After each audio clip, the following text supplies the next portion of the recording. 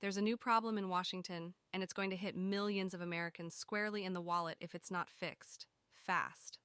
A bill packed with tax cuts and direct cash benefits just ran into a brick wall. And despite passing the House, it's already facing major surgery before it stands a chance in the Senate. The stakes?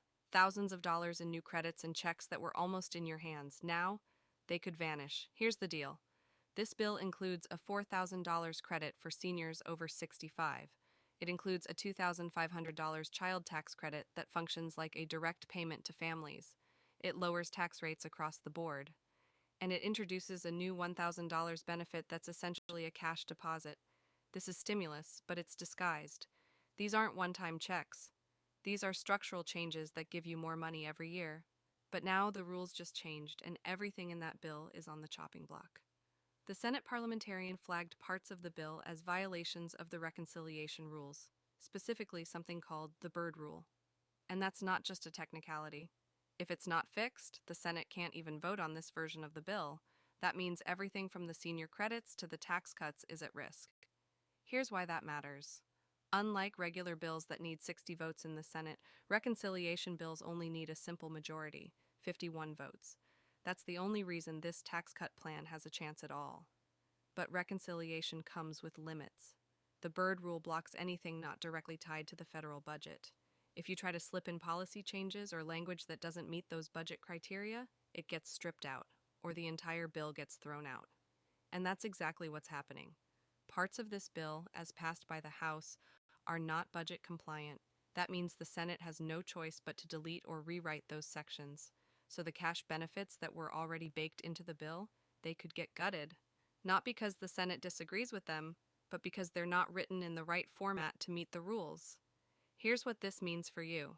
That $4,000 senior credit, vulnerable. That $2,500 child tax credit that was supposed to show up like a refund or direct deposit, on the line. The new $1,000 account credit, not safe. And the most important part, the across-the-board tax bracket reductions, are also under review. Why is this such a mess? Because of how reconciliation works. Whenever one party controls the House, the Senate, and the presidency, they try to push through big legislation using this shortcut. Democrats did it with the American Rescue Plan. Republicans did it with the 2017 tax cuts. But reconciliation has rules, and right now, the parliamentarian says this bill breaks them. And this isn't a left versus right issue. The Senate parliamentarian isn't a partisan figure. Their job is to enforce Senate procedure, period. They don't work for the majority or minority. And when they say parts of the bill violate the rules, those parts have to be changed, no exceptions. So the bill that just passed the House, it can't move forward until it gets fixed. This is a huge deal because this bill isn't just another round of stimulus. It's a tax cut package with permanent structural benefits. Lower tax rates mean more take-home pay for millions of workers. Families get a larger child tax credit, $2,500 per child. Seniors get $4,000 back just for being over 65. And every taxpayer, they pay less. That's not a one-time check. That's a yearly change. It's the kind of thing that puts thousands back into your pocket annually. And that $1,000 account credit? It's a clever move. Instead of sending a traditional stimulus check, this benefit is framed as a credit deposited into a new taxpayer-linked account. But functionally, it's the same thing. A $1,000 cash deposit straight to you. It's just dressed up differently to get through the system. Until now. Here's the worst part. The Senate hasn't even added their own changes yet. What's happening now isn't about negotiation between parties. It's not about compromise or debate. It's about the technical rules of the game. So even before a single senator tries to amend the bill or remove a benefit, it's already getting stripped down by process alone. And let's be honest, once the door opens to editing, anything can happen. Even benefits that survive the parliamentarian's review might get chopped or delayed during negotiations. That's why this is a make-or-break moment. Meanwhile, the bill's biggest ticket item, the universal lowering of tax brackets, is what's giving it most of its momentum. This change impacts nearly every working American. Lower brackets mean you keep more of every dollar you earn. That's an invisible stimulus.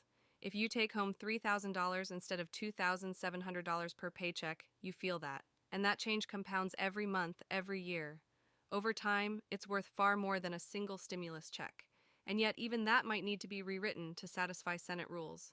Because while the financial impact is clear, the rule requires precise language tying every provision to revenue or spending. Vague phrasing? Gone. Mixed priorities? Gone. And there's more happening under the surface. States are also getting involved. Some states are moving to reduce or even eliminate property taxes, which are one of the most hated taxes in America. The logic is simple. People are being crushed by property taxes that are pricing them out of homes. In some areas, they're pushing rent up too, because landlords pass those costs along. But here's the catch. When you cut property taxes, something else has to pay for schools, fire departments, police, and infrastructure. So even if you see relief on one side, you could face new taxes somewhere else, unless federal aid or economic growth fills the gap. That's why the federal changes matter so much. If you reduce federal taxes but raise local ones, people don't feel richer. They just shift burdens. But if you lower federal taxes and boost credits, and states also find a way to cut back, that's when real financial relief kicks in. That's when people actually start to get ahead instead of treading water. And remember, all of this is happening after years of federal stimulus programs. We had 3 direct stimulus checks, we had child tax credits expanded during the pandemic, we had emergency unemployment boosts, we had mortgage and student loan forbearance, SNAP benefits were increased, business grants and PPP loans were everywhere. There was historic financial intervention. But that was emergency relief. This new bill isn't about emergencies. It's about rewiring the tax system to give you more money long term. That's why it matters that it passes cleanly and completely. And that's why these procedural challenges are such a big deal. So what happens next? The House will have to revise the bill to comply with reconciliation rules. That likely means deleting or rewriting specific language. Then it heads to the Senate for debate. And depending on the changes, the benefits you were promised could shrink or disappear altogether. But make no mistake, the reason they're pushing this bill is because it's popular. Everyone wants to pay less tax. Families want more money for kids. Seniors want better financial support. No one wants the government taking more out of their paycheck. That's why this bill had enough momentum to pass the House in the first place. And here's what most people don't realize. This isn't just about individual tax breaks or stimulus-style benefits. This bill is a test run, a blueprint. If it goes through, even in a watered-down form, it sets the tone for the next round of negotiations. Because once you show that you can pass tax cuts through reconciliation again, you open the floodgates, and the big institutions know it. That's why you're already seeing coordinated pushback from think tanks, lobby groups, and political strategists. They're not worried about this bill alone. They're worried it'll become the new normal, where structural tax reductions happen every 2 or 4 years, timed to elections, packaged with popular benefits, and too appealing to vote against. That's the real fight here. It's not about one-child tax credit. It's about whether the system can be permanently tilted to leave more money in people's pockets by default. That's why the Senate rules are being used like weapons.